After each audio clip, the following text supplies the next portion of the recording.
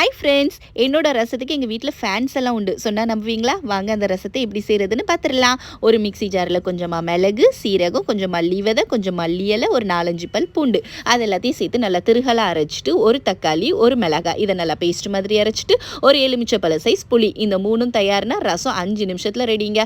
ஒரு கடாயில் கொஞ்சமாக எண்ணெய், கொஞ்சம் கடுகு, வெந்தயம், ஒரு 4 காஞ்ச மிளகாய் எல்லாத்தையும் சேர்த்து நல்லா வதக்கினதுக்கு அப்புறமா ஒரு கொத்து கருவேப்பிலை, கொஞ்சமாக காயத்தூள் எல்லாத்தையும் சேர்த்து நல்லா ரோஸ்ட் பண்ணிக்கோங்க. அப்புறம் நம்ம ஃபர்ஸ்ட் அரைச்சோம் பாருங்க, அதை ஃபர்ஸ்ட் சேர்த்துக்கலாம். அதையும் சேர்த்து நல்லா வதக்கினதுக்கு அப்புறமா நம்ம செகண்ட் அரைச்ச தக்காளி பேஸ்ட்டையும் சேர்த்து நல்லா வதக்கினதுக்கு அப்புறமா கொஞ்சம் மஞ்சத்தூள், தேவையான அளவு உப்பு. அப்புறம் நான் இப்போ சேர்த்தது என்னன்னா, நான் சொன்னேன் பாருங்க ஒரு சீக்ரெட், அது இதுதாங்க. இந்த செட்டிநாடு மசாலா வரும் பாருங்க, ரசப்பொடி, அதுதான். அதை கொஞ்சமாக சேர்த்துக்கோங்க ஒரு வாசனைக்காக. அந்த வாசனை அவ்வளோ டேஸ்ட்டு தூக்கி கொடுக்கோங்க. அதுக்கப்புறம் நம்ம கரைச்சி வச்சிருக்கிற புளியும் சேர்த்துட்டு தேவையான அளவு தண்ணி, அதுக்கப்புறம் ஃபைனலாக இந்த அளவுக்கு கொதி வந்ததுக்கு அப்புறமா கொஞ்சம் மல்லி இலை கட் பண்ணி இறக்குங்க. வீடே கம கமன்னு ரசம் தயாருங்க. கண்டிப்பாக ட்ரை பண்ணுங்கள். ட்ரை பண்ணிவிட்டு எப்படி இருந்துச்சுன்னு சொல்லுங்கள். பாய்.